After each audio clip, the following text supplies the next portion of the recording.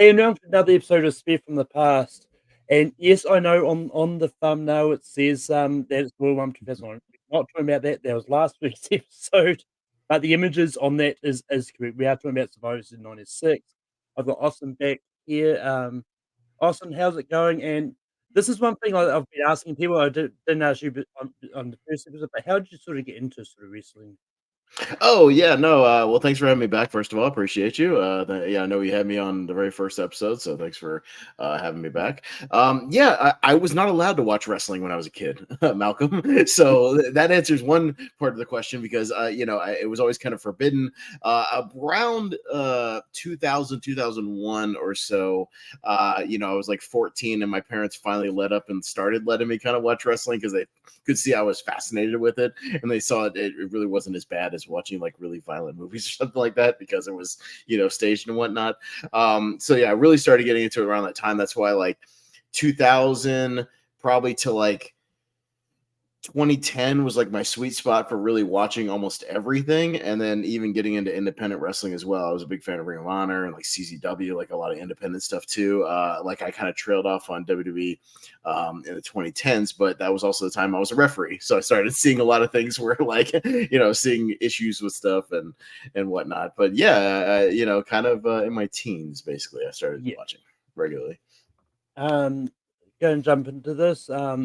And I mean, first off, we're not going to talk about this, but this is kind of one of my gripes with things that WWE do. Because, like, with some pay per views, they have the pre shows and stuff, and they had this random match that they did sort of off here, which they don't have in WWE Network for some reason. Which, what I said, since was they had a Survivor Series match, which was with Aldo Montoya, Bart Gunn, Bob Holly, Jesse James against Billy Gunn, Justin Bradshaw, Salvador Sincera, and the Sultan. And like, and it's just weird that they had a Survivor Series match like Yeah, not on the actual card. Like it's a Survivor yeah. Series paper. Have the ball there. Well, What? sometimes they'll have a match, but it's weird. It just wasn't some like random singles or tag match, just like to get the Yeah, crowd. I get like a warm up match or something. That's fine. But yeah, they do like I think it was like a 20-minute match too. Like all these Survivor Series matches were it all was. like 20 minutes or something, other than one that we'll talk about. But yeah, like that was a pretty long one. I wonder if that actually took away from the other Survivor Series match that got cut short. That's what I wonder. And if they Yeah, maybe should have just done some kind of tag or singles match or something instead. yeah. No, the opening one was actually like 10 minutes, but like, it was still relatively long anyway. But Yeah, yeah. yeah, I mean, it's one of those ones like I know when you get the DVDs, they have these bonus matches and that for when they Mhm. do those DVD promotions and that. But it's like I wish they would do something and at least put those matches on there. But some, Yeah. but moving into the actual card, the first match we had was a Survivor Series match with the Godwins, which I believe is Phineas and Henry. Henry O. Godwin and Phineas Godwin. Yes. Yeah, Doug Furnos and Philip Lafon, which I don't know too much about, honestly. Yeah. Defeating Owen Hart, British Bulldog, and the New Rockers, which was Marty Jannetty and Leif Cassidy, who will become to be known as Al Snow later on in his career. Mhm. But Austin, what are your thoughts about this opening Survivor Series match? So this is a tale of two matches, Malcolm, because man, the first half of this match was pretty boring. I was really bored for a lot of this. Basically, anytime the Godwins were in there, it was almost unwatchable. Al Snow's in there, Leaf Cassidy, excuse me, is in there trying to work with like Phineas Godwin, and it's terrible. Marty Jannetty is kind of past his prime here, like he just doesn't have the same fire that he used to. He's kind of botching stuff left and right. So the first 10, the crowd is dead. So the first 10 minutes is like pretty boring. Then all of a sudden, Owen Hart flies into the ring at one point, does a spinning heel kick, and the crowd finally comes alive for like the first time in 10 minutes. And then him and Bulldog and Furnace and LaFon start having this mini tag match in between. And then once they got the Godwins out of there and you got the New Rockers out of there, boy, Malcolm, would this been a much better just tag team opening match. Because like if you just had a tag team championship match to open the show with Owen and Bulldog versus Furnace and LaFon, like it would actually been really good because they did some really good stuff in the final closing minutes. Really cool spots. Furnace did like a backwards reverse superplex thing that looked great. I mean they're suplexing dudes all over the place. Owen looks awesome. So it's like too long because it just took too long to kind of get to the good stuff. But once they got there, I thought the closing sequence for the final couple of minutes was actually pretty good. Um, yeah, like I kind of understand. But it was one of those ones like for the first part of it, like it definitely was sort of you definitely did feel the kind of um that is really wasn't going that well. I think even the crowd was like dead for that first half as well. Well, you have pig farmers from Arkansas and New York City. I don't think they're going to get that characters are going to get over in New York City. You know what I mean? Like they wanted to Mm, see Owen and Bulldog because like they were clearly the better team, and Furnace and LaFawn were at least showing fire and doing suplexes and doing some cool stuff that the crowd was getting into. Just the Godwins were awful, and then the New Rockers just had like no charisma. Unfortunately, it just wasn't yeah, there. yeah. From what I've kind of read, I believe this was Marty Jannetty's like final match in WWE when after all the sort of like he was let go afterwards or something. It Um, wouldn't be the only time there was somebody's final televised match on the show, as well as several debuts later. So pretty yeah, historical show, actually, looking at the roster and what actually went down. I mean, we'll talk about Marty in this match, somebody else final match, and another one. We'll talk about when we get there. yeah. But next up we had a backstage segment of Kevin Kelly talking to Mankind and Paul Bearer. Which I completely didn't realize that they would paired up at one point. Oh yeah, I remember Um, this. and with the sort of infamous quote of like, "You're not locking me in the cage because I'm Paul Bearer and you're not." Yeah, It's- but and it's definitely one of those ones where Paul Bearer just kept on protesting about going to the shark cage. yeah. But what he thoughts about and No, it's I good. mean, Yeah, no. I remember this because I've seen that Mind Games match with Mankind and Shawn Michaels a lot. That was on one of Mick Foley's DVDs, and Paul Bearer was managing.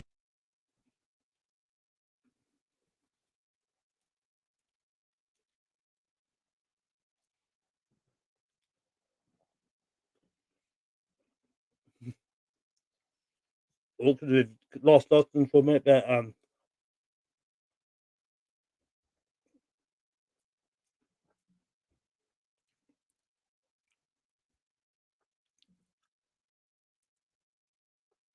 we have lost Austin for a bit, but hopefully he comes back soon. And but yeah,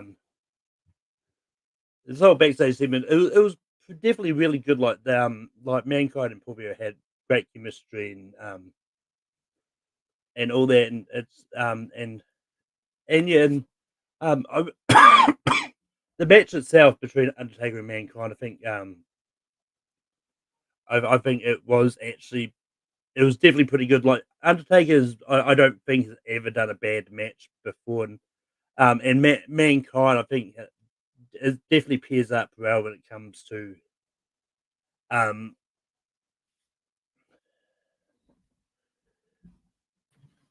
I am so sorry. I didn't touch anything. My StreamYard crashed. It just crashed.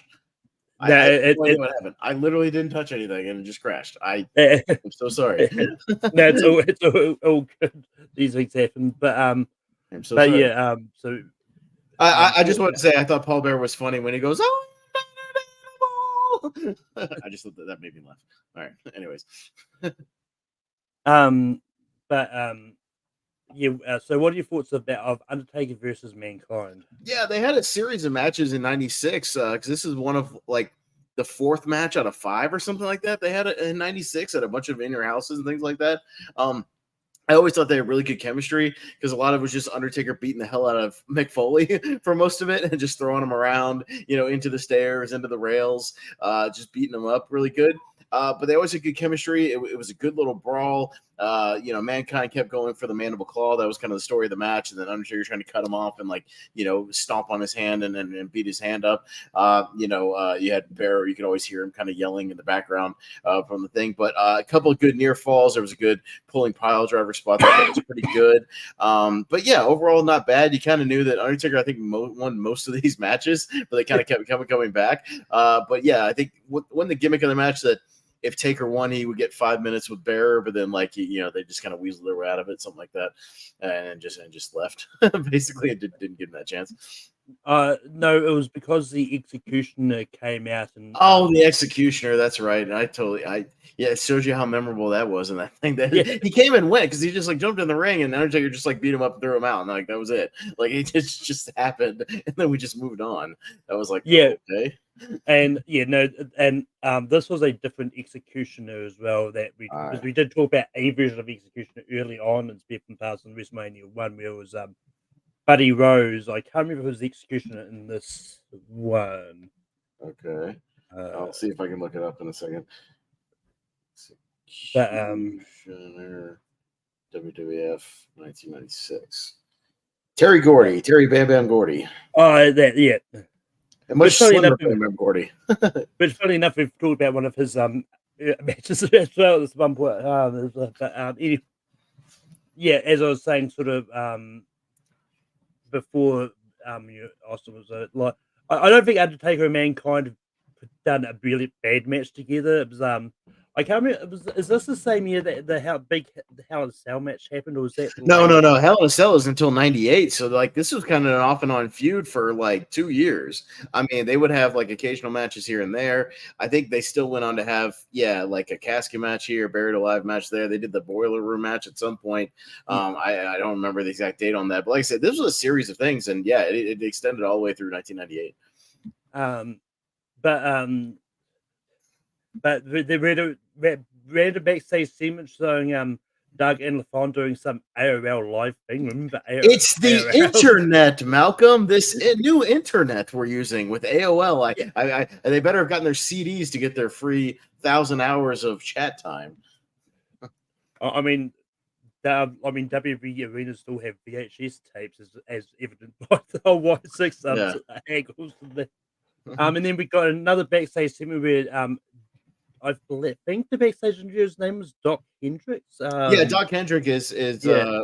Michael Hayes from the Freebirds. They just called him Doc Hendricks for a while. It was weird. Yeah, yeah. But they were talking to Hunter's team, and they talk about Mark Henry was supposed to be in the Survivor Series match, was out due to an injury, so they're playing off this whole thing like it's a 4-on-3 angle, and which as it turns out at the start of the match, then like Mark Mero announces like, you think we'll come in here with one person short, and like we've got Jake Roberts shorting us. Yeah. But which lead and that backstage segment leads into Jake. The next 5 series match was Jake Roberts, the Wild Man Mark Mero, Rocky Maivia, who is the Rock, and Barry Windham, who was known as the Stalker at this point of his career. And then he defeats Hunter Hearst Helmsley, Jerry the King Lawler, Crush, and Goldust. But this was one of those ones where like Mark Mero announced at the start of the match, like Jake Roberts is joining the team. There's a lot of fun moments in this match. Like I think out of all the Survivor Series match that we had, this is probably my favorite one. Yeah. And especially like the closing moments of the match where you had sort of Rocky kind of double teaming, taking on Crush and Goldust when they were trying to double team him, which leads me questions like why the ref was letting them double team in the first place. Well, even JR later in the night, I think it was during the next Survivor Series match, had called out even called out and said, well, the officiating's been lousy all night tonight because they were allowing all kinds of double teams. I swear there's at least 3 matches where people just do low blows right in front of the ref, just blatantly kick people in the balls, and nothing gets done about it. There's a lot of like crazy crowd brawling where people should have probably been disqualified and like didn't get disqualified. There was a lot of stuff going on tonight with the officiating. But yeah, as far as the actual match, I thought this was more entertaining than the first one. You have mostly good workers in this match, other than Crush. Crush sucks, and he kind of always sucked. But other than that, you have 7 really good workers here. This is The Rock's debuts. This is a pretty historic match. He has ridiculous tights. He's got these stupid blue tassels, this baby blue outfit. He got this terrible haircut. Like, he looks horrible. But he had some fire. Crowd kind of got behind him. They definitely pushed him in this match because he's the one who gets the final, pinfall. So like that was pretty cool. I had forgotten that he was actually kind of the one that survives and does his thing. Quick note about how wrestlers how old they used to look, and like even despite their actual age, Malcolm. Barry Windham here with his terrible mustache is 36 here. He looks 56. And I'm 38. You know what I mean? Like you look Yeah. younger than Barry. You know, you're older than me, and you look younger than Barry Windham in this match. You know what I mean? Like he looks terrible. Yeah. So I had to look up. I was like, oh yeah, that's Barry Windham. That's so weird. So it's weird seeing like Barry Windham lock up with Triple H. Like that's just odd, you know, to me when you stop and think about it. But yeah, I thought Rock looked good. He had a few sloppy missteps here and there, but you can tell he covered it pretty well. He had good instincts. One thing I wrote down is Jerry Lawler had a great sell for the DDT when Jake Roberts finally hit him with a DDT. He kind of like posts himself, like it looked really good. He had a good kind of sell for that. That looked great. Mark Marrow, some miscommunication, took a nasty spill on the floor trying to do a over the top like pescado, and he just took a back bump on the floor. That looked really bad. But yeah, overall, I thought this was way more entertaining. The crowd was more into it. I think it's because there was more, again, good wrestlers and characters in this match that I think people got behind.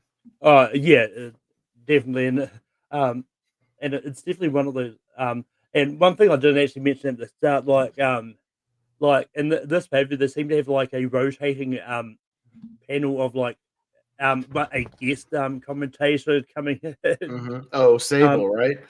Oh, not Sable. I'm sorry, Sunny, not Sunny. Sable. Sable was out there with Marrow, but yeah, it was Sunny who was on. She was pretty entertaining because all she was doing was just cutting promos on wrestlers the whole time, just like running them down. It was pretty entertaining. Either that or talking trash about Jim. Yeah, they were arguing back and forth the whole time, just her yelling at JR yelling at her. Yeah, but I mean, it made for at least because to me, for the most part, Vince and JR, like JR was trying, but Vince is just kind of boring. I just find him kind of boring as a commentator. Like, I just don't think he's that great. I think it significantly improved, obviously, when they switched to JR and the King. You know, it got much, much better. JR doing color is just weird, like color commentary. He's much better. You can tell he's trying to do play-by-play, but he can't.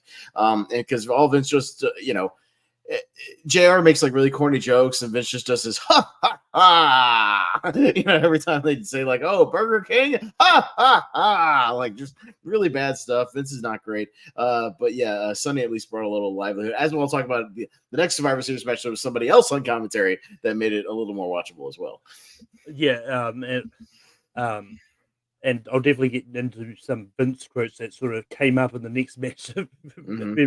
But before that, we had a couple of backstage segments. We had this interviewer, Todd. I can't remember his Todd last Pettingale, name. who was a radio guy and had a morning radio show, and then was on a lot of the In Your Houses and pay-per-views from about.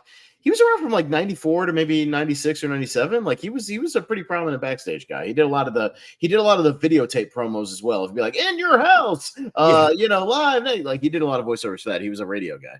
Yeah, but then we had like Todd interviewing Stone Cold and Bret Hart, and later on talking about this match where it reminds them about the stipulation that they're going to get a title shot afterwards, and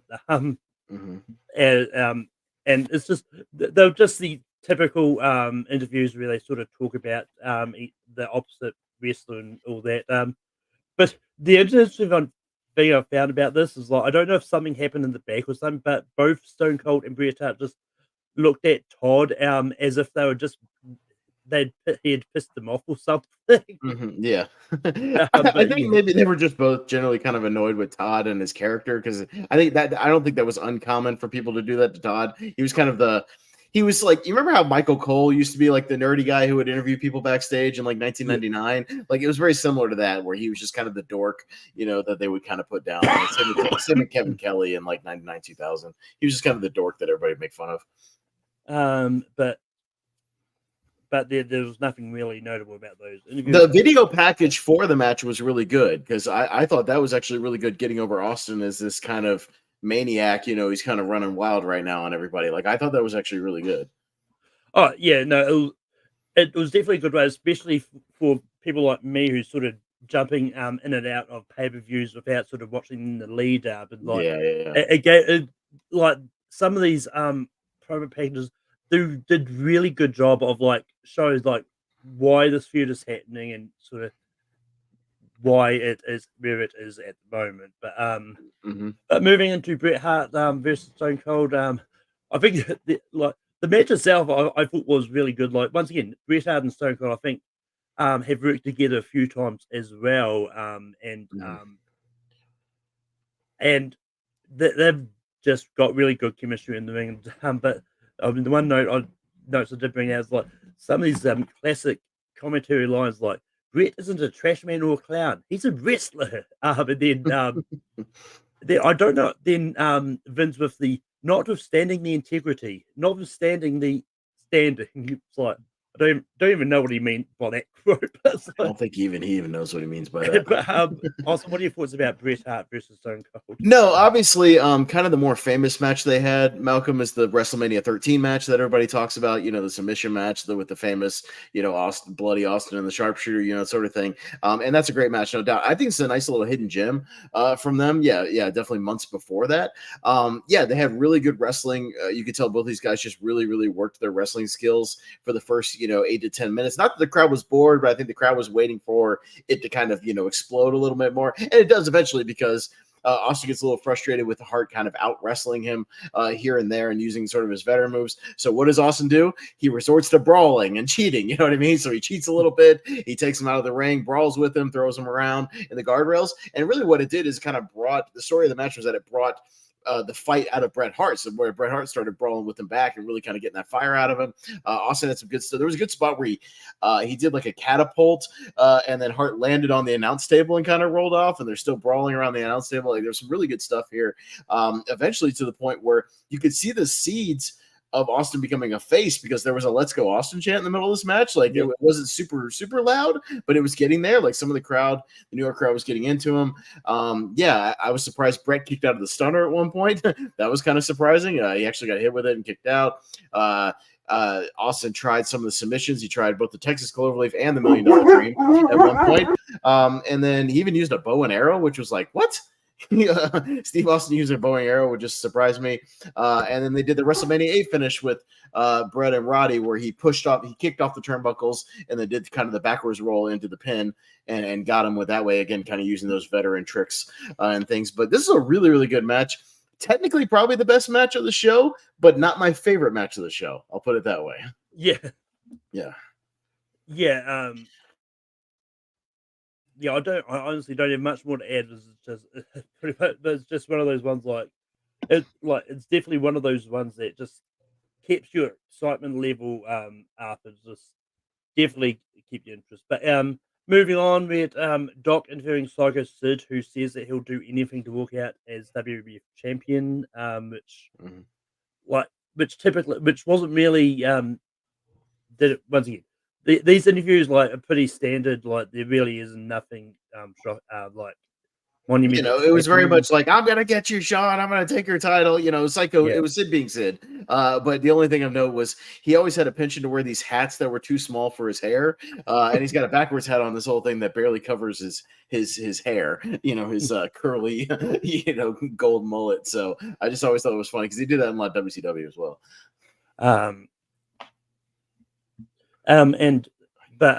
Moving on with definitely my least favorite of the Survivor Series matches.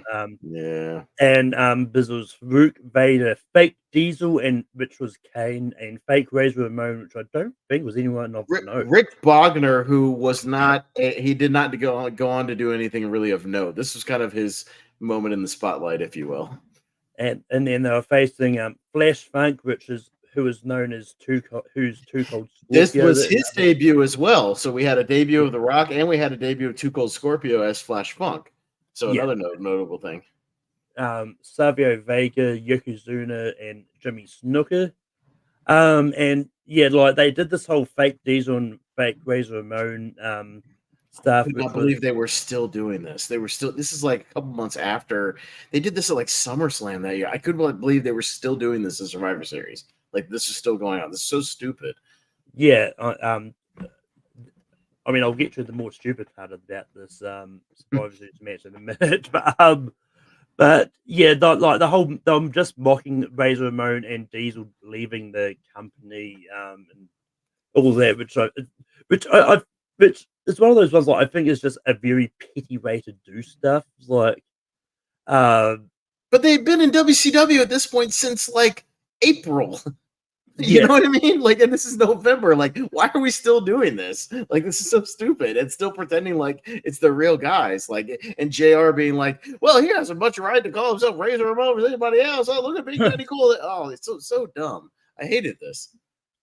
Yeah, and I mean, after doing some research, I think they still did it for at least a month or two after this, but like this, look, I think they should have put the Rock Survivor Series match like at this spot, and maybe relegated this Survivor Series match to the free for free show thing, because like it ended in a double disqualification, which I think is a really stupid way to do a Survivor Series match. It's like, It got short. It cut it short on time. I oh I yeah, literally saw at one point Jack Doan, one of the other referees, run to the ring and yell at Mike Chioda, like cut the match, like tell him to stop now, tell him to like end it or whatever. And then that's why they did the chairs and the brawling and stuff, because they just had to end the match. Like you could see them doing it, that they just got cut for time. They had to get to the main event.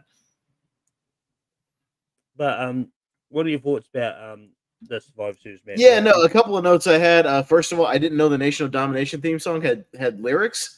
There was two guys who accompanied Farouk and sang lyrics to the Nation theme song. I thought that was odd, but I kind of liked it. I said I can't believe they're still doing this fake nonsense. Jimmy Snuka is 53 here. He looks 73. He was in shape, but like facially, he just looks 73. It's weird. Yokozuna, holy shit, is enormous. And apparently at this point, this is this is the other thing of note. This is Yokozuna's final TV match, or final televised match, I should say, before he was pulled from television for his weight. He was 660 pounds here, which is insane. And then he tried to make a comeback later. This is a little behind the scenes, but he tried to make a comeback. He lost about 100 pounds, but was not deemed, physically fit enough, and then just had his complications. So this is literally Yokozuna's last time you see him televised in the WWF. So kind of sad there. Thank God Jim Cornette is on commentary, because he's making it so much better, at least on commentary wise, because Cornette's great. I love Jim Cornette, and he's very entertaining. I thought Flash Funk looked good. For the couple minutes he got to be in there, I thought he had some cool stuff. He had some nice like moonsault to the outside. He had some nice kicks, some nice stuff. He got a little bit of an ECW chant after the moonsault, which I thought was interesting in New York. And then I also wrote Vader versus Jimmy Snuka is weird.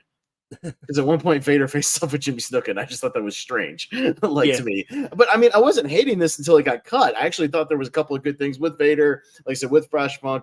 Crowd was popping a little bit for Snuka. Like, I thought it was somewhat entertaining, and then it just got cut off, and it was just like, done. Yeah, it was just weird.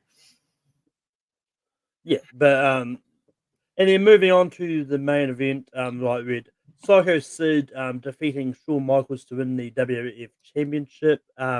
And this is one of those ones, like, because I know, like, from what I've heard, it's like Psycho Sid isn't really known for his sort of great matches, but it usually depends on who he's working with too. That I think, and it definitely shows that Shawn Michaels can get great matches out of anyone. This was just a really good match. I really enjoyed. And there's at one point in this match, like Shawn Michaels tries a rope move. He hits Sid's boot and he does a handstand. And like that's the famous Shawn Michaels meme that gets posted a lot in wrestling groups, where Shawn Michaels does like a full headstand with his hands down, and he looks like literally like a lawn dart or something. This is the match where that happens. Yeah. Which I thought was a cool moment. Which once again, this is like with this mode, like, it's hard to tell if this was he meant to do it like that, or if it was just an accidental thing. But it's probably intentional, I'm sure. Yeah, and then sort of near the end of the match, like Sid hits Shawn's manager, who's that's Jose Lothario, who came out with him throughout 1996. Yeah, with a TV camera, which does distract Shawn for a bit, because he is right that his he thinks his manager is having a heart attack, which it honestly was hard to tell if like that was a planned bit or legitimate. I'm pretty sure it was just like a bait kind of heart attack, but it's still Well, Um, he hit him in the chest. He didn't hit him in the yeah, head. So I think it was intentional that he's grabbing his chest because Sid hit him in the chest with the TV camera, but Sean thinks he's having a heart attack on the outside. I mean, so it was yeah, actually pretty good storytelling because he even hit a sweet chin music at some point, but he's distracted by Jose being attended to by the medical guys on the outside. yeah, but yeah, it's definitely. But will say there was definitely sort of good acting like on that part Mhm. because like especially if it's like if you watching it can't tell if it's real or not either. It's like Yeah. um, but it's one of those ones like I kind of figured it wasn't legitimate because Sid kept on attacking Sean, just dragging him back into the ring. I Mhm. think if it was real, they would have either Oh, stopped the yeah, match no, or 100%. But Yeah. also, what are your thoughts about Psycho Sid versus Dude, Sid? I thought this match was great. I was surprised at how much I really, really enjoyed this match. Yeah, because I know I've seen pieces of this at some point, but I never sat down and watched the whole thing. Yeah, 100% this is Sid's best match. And he was one of those guys who was a great character, and he knew how to kind of sell his character and do, squash matches, do his moves. But yeah, as far as like having lengthy matches, he had to be in there with the right guy. You had to be in there with somebody like Sean who could kind of make it very simple. This is a very simple David versus Goliath match. So there was a lot of spots in the beginning where just, Sid's overpowering him. Sean's selling his ass off, making him look really good. The crowd was actually kind of split, Malcolm. It seemed like the guys in New York were cheering for Sid and the women and kids were cheering for Sean. Yeah, So it was kind of 50-50. It was almost like a John Cena match or something, in like the 2010s with Cena. So because at one point, Sid is able to get the choke slam and the crowd went nuts. Like they wanted to see Sean actually lose in this one, I think, for the most part. But yeah, again, a very simple tale. Sean's using his speed to kind of outwit him. Sid's hitting big, like, power slams and, just big moves. But yeah, the choke slam spot was huge. I thought that was great, and they played it really well. Sid played it well. There was even a big pop when Sean's doing his comeback, where he kips up, and does his thing, and Sid just yeah, laid him out with a clothesline. Crowd pop for that. I thought that was great, and again, great simple stuff that you can do to get good heat. And then just the finish where Sid's able to cut him off, and then he finally hits the power bomb and won. I had forgotten that Sid actually won this match, so I was even surprised. And I thought this was great, man. I loved this match. I will go back and watch this match again. This is my favorite match in the show. And again, Steve versus Brett might have technically been the best match on the show, just between two great workers, just doing a really good, storytelling, really good match. But I thought heat wise, as far as entertainment value, I thought this was fantastic. I absolutely love this. This was a great main event. yeah. If you could go back in time and change one thing about this pay-per-view, what would you change? I would cut that pre-show match and give a little bit of that time to that other Survivor Series match, and at least give them another 5 to 8 minutes or so, and let them finish that one, because I actually thought it was entertaining up to that point. So I would actually do that. Oh, okay. I would change two things. Okay, if I could change two things, Malcolm, that, and I would change the opening Survivor Series into a tag team match between just Owen and Davey versus Furnace and LaFon, and I would make that your opening and make that an opening tag match for the titles. That's what I would do. Yeah, no. I was going to say it was I completely forgot that that one of those teams were the champions at one point. No, Davey and Owen came out with the belts. They were the champions. So I would have that be a tag match, and I thought would have been more exciting. And have those guys win and win the titles in like kind of an underdog win. That would have been really exciting and a great way to start the show. Yeah, I mean, and yet I probably would have done the same thing honestly, because there really isn't much else I would have changed, to be honest. Like, for the most part, I enjoyed a chunk of this. Like, it was just like some of those Survivor Series matches just weren't overly exciting, but yeah. But But they anyway, were watchable. You know what I mean? Like they weren't horrible. Like I've seen worse Survivor Series matches. Go back to like 91, 92, and some of those like really early ones. There's some bad stuff on there. Really bad stuff. yeah. But what would you rate this pay-per-view out of 5 stars? I would give it like a solid 4 out of 5 because and here's why, because I think you legitimately have two really strong sort of, at least for their style, two kind of almost match of the year candidates on here. I think Brett and Stone Cold is really, really good against one of the better technical matches of that year. And I think, again, from a main event spectacle, sports entertainment kind of main event, I think Sid and Sean is great. I think it's fantastic. So there's two easily must-watch matches on there.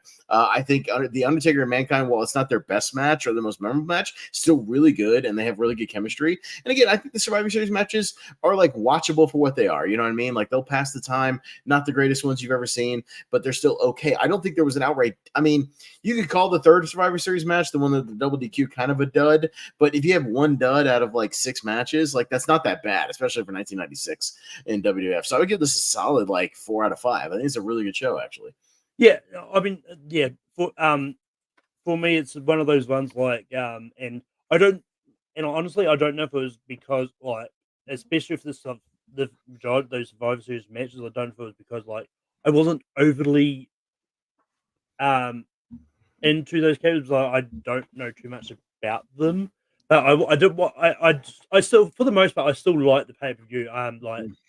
Like so the two like Sogo Sid and Shawn Michaels was great. Brett and Stone Cold was great. Like and even the Survivor, I did enjoy the Survivor Series matches for what we got, but I honestly would have given it 3 out of 5. But it's still a positive review. Like I definitely didn't hate the pay per view. I think we would both say if you watch anything in this show, those 2 matches we point out, go watch those. Go watch Brett and Stone Cold. Go watch Sid and Shawn. I think those 2 matches are well worth your time. And yeah, and like me and Austin have covered what I like a really bad pay per view. So yeah, no, this is much improved over watching like 1999 WCW, which can be really bad at times. Yes. But one thing I like doing every 5 episodes that we do, I'm going to show what my sort of top pay per views that I've covered on this so far is. So at the moment, number 1 is SummerSlam from 2002. That's a good show. NXT Takeover Dallas, Royal Rumble 2009, Judgment Day 2005 is at 4, and then Slamboree 93 and TLC 2018 is tied for 5. And then the wrestlers that I've wrestled the most in pay-per-views that I've covered so far, Rey Mysterio and Goldust have appeared a lot with 5 matches, and then we've got Barry Windham. Barry Windham of all people. Barry Windham. That's so weird. Go ahead. I mean, but yeah, no, it's one of those ones like I thought it was weird, but then like man's like, yeah, I mean, we've done a few sort of pay-per-views where he's actually wrestled, like, yeah, and I'm only covering when they've actually wrestled on a pay-per-view, so it's very random. I think on Lonely Marks we keep running into Jeff Jarrett. I think he would be the one, because I swear to God he's on like every era, every show ever, and I swear we just keep running into him no matter what we pick. With that, it's time to spin the wheel for next week's episode. And the wheel that looks like Jordan's wheel of movies. Pretty much, yeah. Oh, it lands on WrestleMania 31.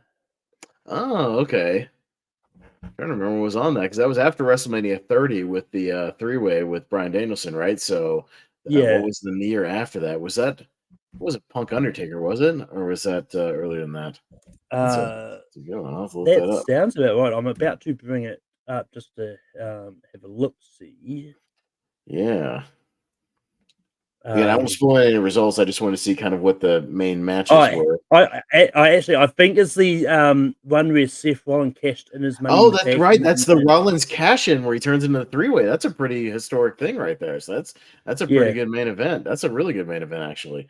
Yeah, the rest of the that's also Sting's WrestleMania, the Triple H Sting match. So there you go. Yeah. Okay. And it's Undertaker Bray Wyatt and yeah, Undertaker Bray Wyatt. That has Triple H and Sting. Yeah, I mean, you got a couple of interesting matches on there at least. So yeah. That's at least a noteworthy pay-per-view, Malcolm. So there you go. But with that so that'll be next week. We're talking about WrestleMania 31. But also, where can people find you online?